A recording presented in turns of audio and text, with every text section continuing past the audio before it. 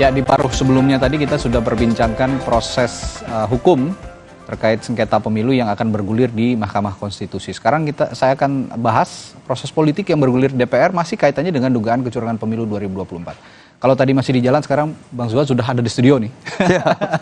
Dan juga bergabung ada kuasa hukum tim pemenangan nasional Ganjar Mahfud, Bung Vincentius Mendrova. Halo Bung Vincent. Halo, selamat pagi Bang. Selamat pagi. Ya, tapi sebelum kita bahas proses politik, tadi kita sebelumnya sudah bahas mekanisme di MK. Untuk dari Ganjar Mahfud, sudah sejauh mana persiapannya untuk menghadapi gugatan di MK? Ya, kalau berkaitan dengan persiapan, kita sudah sangat siap ya. Oke. Mungkin sudah di angka 95%. Oke. Kita tinggal menunggu saja yang berkaitan dengan penetapan dari KPU RI. Kalau KPU RI sudah mengumumkan dan sudah selesai rekapitulasi nasional untuk seluruh provinsi dan sudah ditetapkan siapa yang memenangkan pemilu 2024 atau Pilpres 2024 ini, kita tinggal mengisi hal-hal yang sifatnya kita sudah siapkan sebelumnya. Jadi berkaitan dengan permohonan PHPU di MK, pada prinsipnya kita sudah sangat siap dan kita akan mengajukan itu di MK apabila nanti dalam penetapan KPU RI kemudian pihak Ganjar Mahfud dinyatakan kalah dalam Pilpres 2024 ini. Termasuk saksi-saksi yang akan bersaksi nanti di MK ya, Bung Vincent? Betul, Salah untuk satunya saksi ada Kapolda katanya. Ya, untuk saksi kita sudah siapkan, kita sudah mendengar juga apa yang dilihat, apa yang didengar, apa yang dirasakan oleh para saksi ini, dan menurut kita yang nanti akan kita hadirkan memiliki relevansi berkaitan dengan dalil-dalil yang akan kita buktikan di persidangan di MK nanti. Oke. Jadi untuk saksi, mungkin teman-teman media atau pemirsa Kompas TV penasaran berkaitan dengan saksi-saksi yang akan kita hadirkan. Namun karena ini kita sangat menjaga kualitas saksi ya, menjaga supaya tidak terpengaruh, menjaga independensi dari saksi sehingga kita tidak bisa menerangkan lebih jelas siapa orangnya, kira-kira begitu. Ya tentu penasaran karena Kapolda yang disebut katanya. Wah, ini sangat bisa mengejutkan sekali nanti persidangan. proses persidangan di MK. Nah, itu tadi proses hukum yang bergulir di MK. Tadi saya sebelum jeda juga menyinggung soal proses politik, soal dugaan kecurangan pemilu yang bergulir di DPR. Banyak yang menganggap ini layu sebelum berkembang. Tapi yang menghangat lagi belakangan adalah ketika Presiden Joko Widodo memanggil 2 menteri asal PKB dari Partai Kebangkitan Bangsa yang di Pilpres kemarin mengusung Anies Mohaimin. Ini memang dimaknai katanya hanya dipanggil saja dengan kaitannya dengan pembantu presiden yang bekerja sebagai Menteri Ketenagakerjaan dan juga Menteri Desa dan Daerah Tertinggal begitu. Tapi saya yakin juga ada makna di balik itu untuk yang dianggap oleh publik menggembosi upaya bergulirnya hak angket di DPR. Bagaimana Anda melihat ini dari Timnas Amin, Bung Zuhad? Ini PKB kan mitra koalisinya PKS, Nasdem di Timnas Amin. Iya. Ini dipanggil soal presiden tiba-tiba nanti gembos gimana kalau di proses politiknya di DPR? Oke, baik. Jadi patokan kita masih ke ketua umum lah ya. Oke. Jadi kalau per kemarin kami masih melihat dan mendengar konsistensi dari Gus Muhaimin untuk tetap melanjutkan hak angket ini gitu. Jadi kita sih nggak terlalu khawatir soal akan digembosi atau tidaknya. Yang kemudian bisa kita lihat secara faktual adalah bahwa PKB lah yang hari ini secara lantang berani masih tetap menyuarakan itu di Senayan di forum-forum resmi gitu. Nah itu aja yang jadi patokan kita. Sudah ada 5 kabarnya ya yang sudah menandatangani. Ya kira-kira begitu. Itu yang menjadi bagi saya gini loh Mas. Ya. Kan kalau kita apa yang disampaikan tadi soal panggilan dan sebagainya itu kan kita menebak-nebak gitu. Nah, saya nggak ingin masuk ke situ. Yang bisa kita lihat dan kita saksikan secara langsung hari ini ya bagaimana konsistensi koalisi di forum-forum formal itu saja gitu. Bagaimana di forum informal ya Allahu alam, tapi konsekuensi logis atas sikap di forum formal itulah yang nanti akan kita jadikan pegangan kan gitu. Oke. Gitu. Karena ada gimmick kemarin itu manggil dua menteri PKB, katanya presiden titip salam buat Gus Muhaimin. Wah, ini maknanya dalam sekali kan di tengah proses hak angket yang bergulir di DPR gitu. Ada kedip-kedip mata gitu, kayaknya memang arahnya ke sana, kedip-kedip mata gitu. Gimana? Oke. Ya kalau kita lihat secara lempeng gitu, sebetulnya kan angket ini terkait pemilu, nggak terkait langsung dengan Presiden Jokowi kan.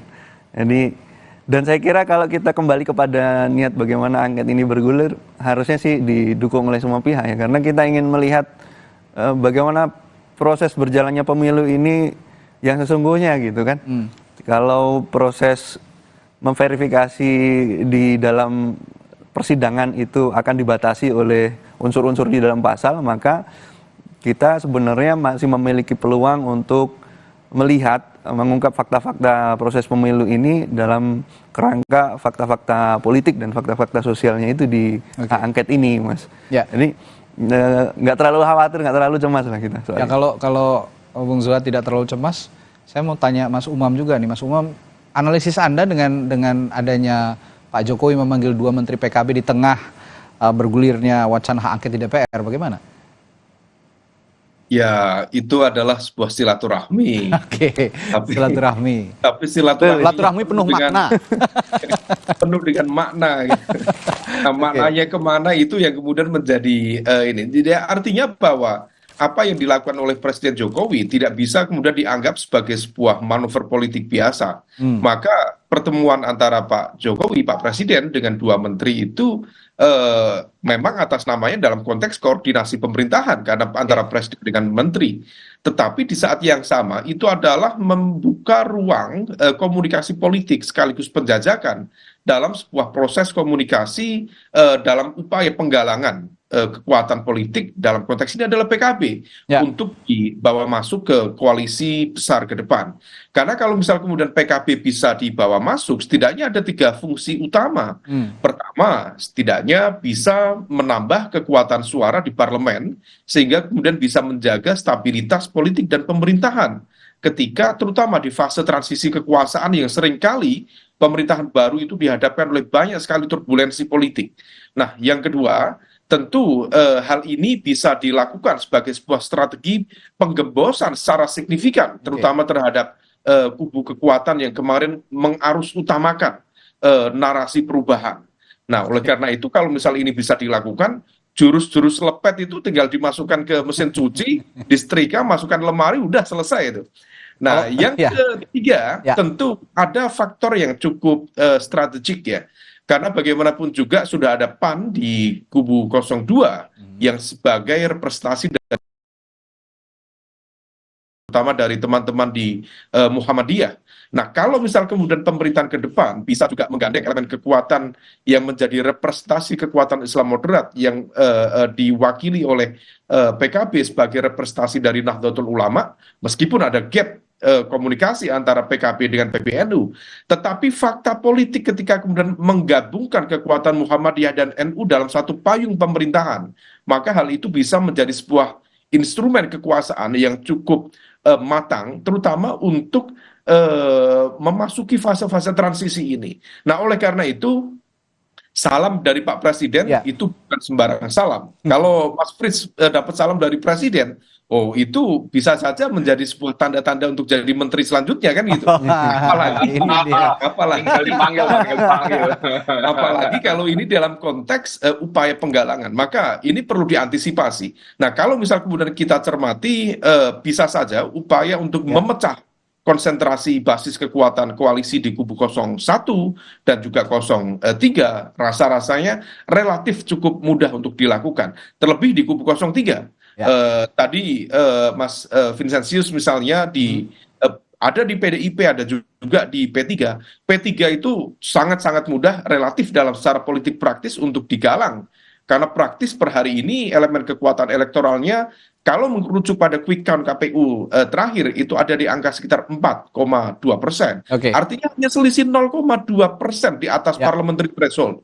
Kalau misal kemudian tidak berdamai dengan kekuasaan, maka cukup dimainkan saja satu dapil saja untuk kemudian diutik-utik yang potensial P3 dapat kemudian diusil gitu, maka berpotensi semua perolehan kursi suara di P3 akan hilang dari peredaran ini zero sum game dalam konteks permainan politik. Maka dalam konteks ini upaya itu akan terus dilakukan dalam konteks menciptakan stabilitas dalam tanda kutip politik dan juga pemerintahan, maka manuver-manuver ini tidak bisa dipandang sebagai sebuah manuver biasa, tetapi ada hal strategik di belakangnya. Iya, yang kirim salam bukan orang sembarangan, masalahnya begitu. Iya, betul begitu ya, Bung Frits ya. Nah, kalau memang kirim-kirim salam kepada, ya boleh dikatakan pada saat pemilu kemarin lawan politiknya Pak Jokowi, karena Pak Jokowi berada di barisan 02 sepertinya begitu ya. Banyak yang mengasosiasikan, publik mengasosiasikan Pak Jokowi itu ada di belakang barisan 02. Apakah ini ada bocoran nih dari tim Anda, Bung Frits? Apakah ini memang salah satu upaya dari tim sesnya Prabowo Gibran untuk menggembosi hak angket yang bergulir di DPR? Kalau Mas Radi dan teman-teman, saya melihat sebagai presiden kan beliau bisa memanggil menteri siapa saja. Jadi saya rasa kita tidak harus berpikir terlalu jauh lah. Lagi pula kan kalau kita bisa melihat kan sekarang udah mulai masa lebaran, kan perlu dipastikan sebagai menteri tenaga kerja memastikan apakah THR akan dapat, sebagai menteri desa apakah masih ada daerah-daerah yang banjir. Saya rasa itu sudah merupakan sesuatu yang bisa dilakukan oleh presiden, dan saya rasa sebagai seorang presiden tentu saja Pak Jokowi bisa memanggil ataupun ingin ngajak bertemu Pak Muhaimin tanpa harus disampaikan kepada wartawan, kan saya rasa itu tindakan-tindakan yang mungkin saja dilakukan. Jadi kalau kami melihat Bang, dalam sebagai konsekuensi dari proses pemilu, ada jalur hukum yang akan ditempuh oleh paslon 1 dan paslon 3. Tentu saja harus kita siapkan. Terkait dengan jalur politik yang melalui hak angket, itu kan hak daripada DPR. Ya. Yang bisa saja dipakai oleh DPR, oleh partai politik yang ada di DPR.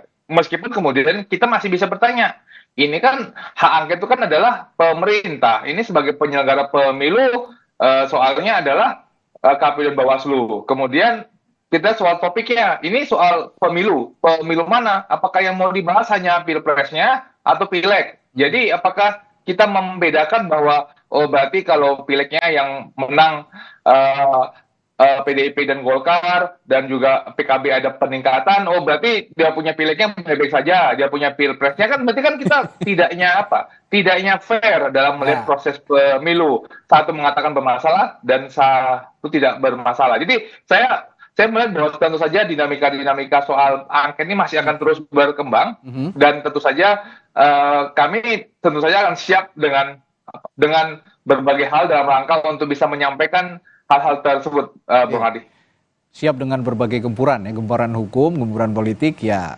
Kalau udah menang aja gitu kira-kira kalau itu itulah resiko jadi pemenang, Bang Adi. Oke. Bung Vincent, ini kalau lihat sekarang tadi upaya menggembosi katanya, publik juga termasuk saya dan Mas Umam juga menganggap sudah ada mulai upaya-upaya untuk menggembosi hak angket yang bergulir di DPR. Kalau PDIP masih konsisten dalam tracknya untuk menggulirkan hak angket di DPR dan partai-partai pengusung Ganjar Mahfud. Bagaimana suasana di internal TPN, Bung Frits? Bung Vincent. Ya, kalau ditanya secara spesifik ke PDIP, karena saya bukan pengurus PDIP, saya tidak bisa menjawab secara spesifik. Oke. Tapi mungkin saya bisa menyampaikan berkaitan dengan nuansa yang ada di dalam TPN Ganjar Mahfud, bahwa yang kami tahu sampai saat ini bahwa TPN Ganjar Mahfud tentu yang mengusung ini kan partai ya, dan yang kami pahami bahwa berkaitan dengan hak angket ini masih terus bergulir, masih terus dipersiapkan. Saya sudah sampaikan beberapa kali di berbagai kesempatan bahwa hak angket ini sedang kita persiapkan berkaitan dengan naskah akademik. Jadi karena bagaimanapun dalam mengajukan hak angket di DPR ini kan tidak sebatas hanya mengajukan, tetapi harus memiliki landasan yang sangat kuat. Dan kemudian yang berkaitan dengan penggembosin, saya pikir ini kan hak masing-masing partai politik ya, terutama anggota DPR yang sedang menjabat di DPR sana. Kita menghargai dan kita lihat nanti seperti apa, siapa yang akan konsisten dan siapa yang akan kemudian mundur dalam pengajuan dan bergulirnya hak angket ini.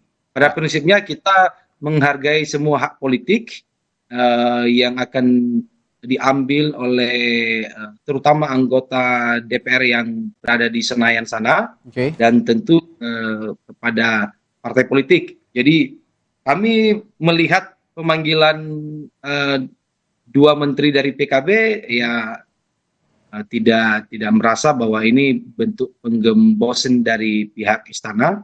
Ya kita lihat aja nanti bagaimana nanti proses selanjutnya. Yang pada prinsipnya kami dari pihak TPN Ganjar Mahfud sedang mempersiapkan langkah-langkah konkret, terutama naskah akademik berkaitan dengan hak angket ini. Oke, hak angket dan juga tadi juga sudah disiapkan di MK ya, begitu naskah akademiknya, gugatan-gugatannya yang akan disiapkan. Nah, terakhir saya ke Bung Zuhad ya, Bung Zuhad, kalau saat ini hak angket memang sudah dari PKB, dari internal PKB dan juga Timnas Amin, selain PKB, ada upaya juga untuk melobi, bukan melobi ya, artinya merapatkan kembali barisan antara Partai Nasdem, PKS, dan juga PKB untuk ya sama-sama mewujudkan hak angket ini. Karena seperti yang disinggung Mas Umam tadi dan Bung Frits tadi, sepertinya hak angket ini bukan untuk Pilpres tapi untuk pemilu secara keseluruhan. Pileg juga banyak sekali terjadi kecurangan-kecurangan gitu.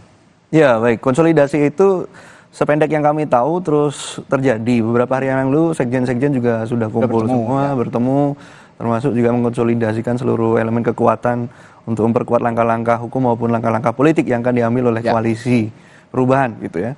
Nah, per hari ini juga tidak ada statement yang berubah dari para ketua umum partai politik yang kami ketahui.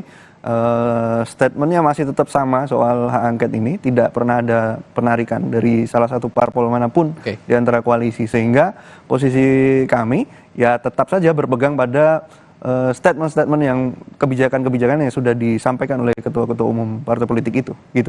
Jadi masih konsisten dan masih solid untuk mengawal hak angket. Termasuk juga nanti jika memang ada godaan-godaan di tengah jalan seperti tadi. Ya, kami berkeyakinan kita semua masih solid lah untuk itu. Oke, baik.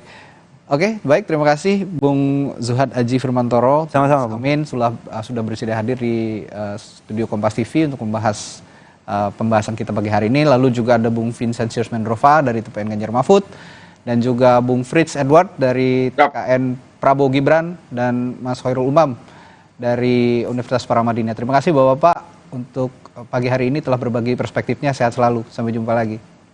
Sampai jumpa.